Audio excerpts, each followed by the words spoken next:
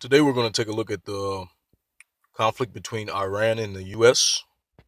And the timeline in which it's grown. So let's get into this first video.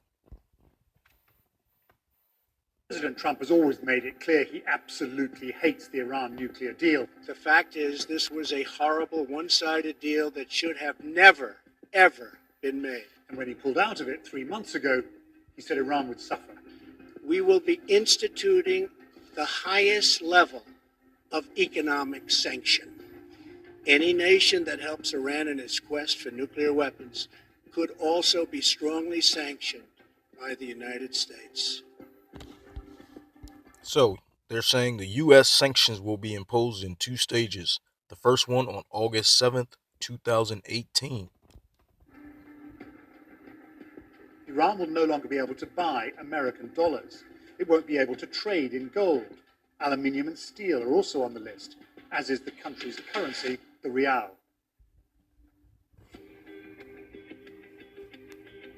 In 3 months' time, there'll be more sanctions on Iran's oil industry, shipping and insurance, and the central bank. Iranians are very frustrated and angry. There are protests morphing around the country. This has been ongoing since December and January. And the government has very limited tools to really protect itself. From the domestic instability, of course, they can always crack down, but they're in trouble, and this is going to be a tough period for them. This is precisely what Mr. Trump wants. He says the nuclear deal did nothing to curb Iran's behavior around the Middle East. Its support for militant groups in Lebanon and Gaza, its involvement in the wars in Syria and Yemen. The nuclear deal's other partners, the Europeans, Russia and China, are desperate to keep the deal alive. They still think it's the best way to stop Iran from developing nuclear weapons. But what can they do? There is very little that the Europeans can do to save the JCPOA. So the governments are standing together in solidarity, but what they are not able to do is compel international companies to maintain their presence and visibility in Iran. So many European and international companies are withdrawing from Iran to protect themselves from U.S. sanctions. Mr. Trump thinks Iran will ultimately come back to the negotiating table. And I have a feeling they'll be talking to us pretty soon. But so far, all we've had is a lot of heated rhetoric on both sides. If Donald Trump is trying to change Iranian behavior, it's not happening yet.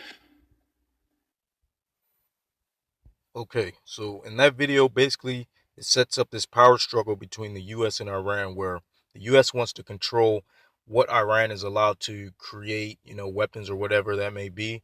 And in response to them not going along with that, they're sanctioning them. So that's what that's all about.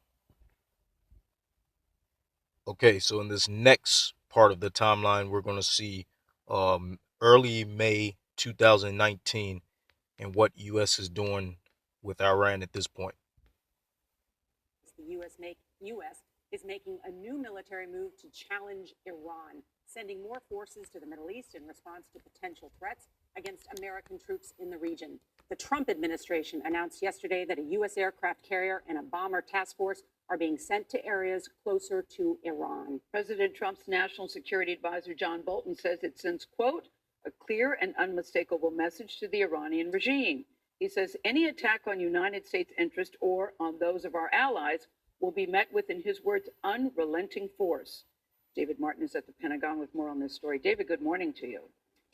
Good morning. The decision to order this major show of force in the Persian Gulf and to issue explicit threats against Iran was made over the weekend, and it raises the long simmering feud with Iran to a new level of confrontation. The aircraft carrier USS Abraham Lincoln and Air Force bombers are being deployed to the Persian Gulf after U.S. intelligence began picking up warnings that Iran was making plans to attack Americans both at sea and on land, including U.S. troops in Iraq.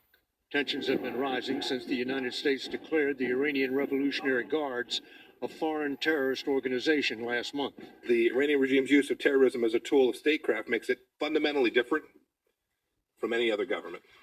And last week, the U.S. announced new economic sanctions designed to shut off all Iranian oil exports, which the administration says accounts for 40% of the regime's revenue. Iran is a rogue regime. It has been a threat throughout the Middle East. It's part of what the Trump administration calls an unprecedented maximum pressure campaign, which began a year ago when President Trump pulled out of the Iran nuclear deal. We will not allow a regime that chants death to America to gain access to the most deadly weapons on earth.